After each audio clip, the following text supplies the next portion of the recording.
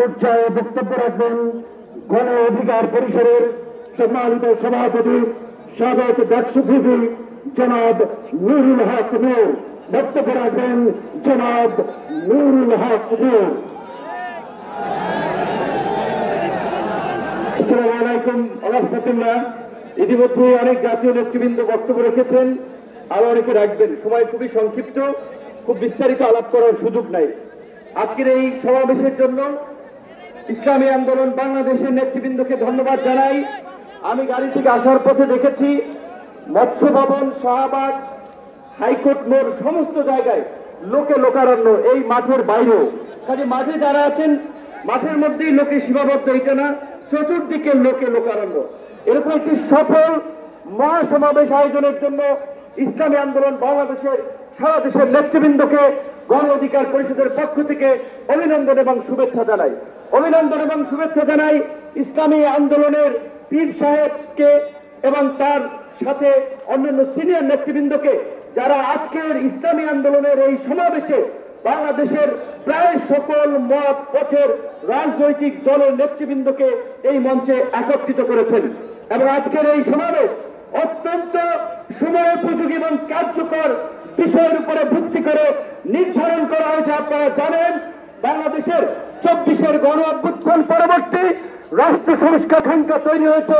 শাসনতান্ত্রিক ব্যবস্থার পরিবর্তনের যে রাজনৈতিক এবং জন আকাঙ্ক্ষা তৈরি হয়েছে, সেই আনুপাতিক হারে নির্বাচনের দাবিতে আজকে বোধহয় কয়েকটি দল ব্যতীত সব দলই কিন্তু এই মঞ্চে ইতিমধ্যে হাজির হয়ে এই সংখ্যানুপাতিক নির্বাচনের পক্ষে তাদের দলীয় সমর্থন ব্যক্ত করেছে। আমরা পরিষ্কারভাবে সংস্কার কমিশনকে বলতে চাই, সমাবেশ শুধু একটা দলের দেখেছেন, সবেমাত্র শুরু হয়েছে। ইসলামী আন্দোলন আজকে করেছে, 19 তারিখ জামাত করবে, তারপরে গণ অধিকার পরিষদ করবে। রাষ্ট্র সংস্কার এবং জন আকাঙ্ক্ষার বাস্তবায়নে সমস্ত রাজনৈতিক দলগুলো জনসমাবেশের মাধ্যমে এই সরকারকে তাদের সমর্থন দেখিয়ে দেবে। তাই আমরা বলতে চাই, কোন দু একটি দলের উপরে ভিত্তি করে দু একটি দলের কথা সংস্কারের নকশায় পরিবর্তন আনা যাবে না। আমি সংস্কার কমিশনে বলেছিলাম, দেশ স্বাধীনের পরে ডক্টর কামাল চন্দ্র বলেছিল আমাদের নেতা শেখ মুজিব, আমরা তো তাকে দেখে সংবিধান নির্মাণ করেছিলাম, রচনা করেছিলাম, তাকে এম্পাওয়ার করার জন্য। আজকে সংস্কার কমিশনকে বারবার আমরা বলতে চাই, দু একটি দলকে প্রাধান্য দিয়ে বেশিরভাগ জনগণের আকাঙ্ক্ষার বিপরীতে গিয়ে কোন সিদ্ধান্ত বাস্তবায়নের দুঃসাহস দেখাবেন না। আনুপাতিক হারে নির্বাচন হলে সমস্যাটা কি? কোন সমস্যা নাই।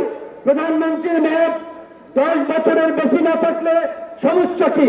আমরা অত্যন্ত যৌক্তিকভাবে এই কথাগুলো দফায় দফায় আলোচনার জন্য ভর্তি, কিন্তু এটা পরিষ্কার সংবিধান এই সংস্কার জাতীয় ঐক্যমত্য কমিশন কেন জানি দু একটি দলের প্রতি পক্ষপাতমূলক আচরণ করছে। এই পিয়ার পদ্ধতি তাদের এজেন্ডার বাদ দিয়ে তারা ঘুরাই দিল। পিয়ার থেকে উচ্চকক্ষ নিম্নকক্ষ চলে গেল।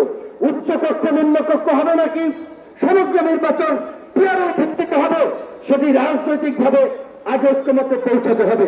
একই সাথে আমি আরো একটি কথা বলতে চাই, যেটা বিশ্বাস ঝাও জামাতের নেতৃবৃন্দ তারা বলছে, আমরা বলছি আজকে সারা বাংলাদেশে উপজেলা, পৌরসভা, সিটি কর্পোরেশনে স্থানীয় জনপ্রতিনিধি নাই। জনগণ চরম দুর্ভোগের শিকার হচ্ছে সেবা পেতে গিয়ে। সরকারের উন্নয়নমূলক কর্মকাণ্ড ব্যাহত হচ্ছে এবং 50 বছরের যে অভিজ্ঞতা, নির্বাচনের পরে রাজনৈতিক দলগুলো এমপিরা মিলে, মন্ত্রীরা মিলে কেন্দ্র দখল করে তাদের নেতাদেরকে পুলিশ প্রশাসনকে দিয়ে জেতায়। কাজে এই সরকারের আমলে যেমনিভাবে জাতীয় নির্বাচন হবে, একই সাথে অনতি বিলম্বে আমরা স্থানীয় নির্বাচন আয়োজনের দাবি জানাচ্ছি। সবাই ভালো থাকবেন। আসসালামু আলাইকুম। এদেশের জনগণ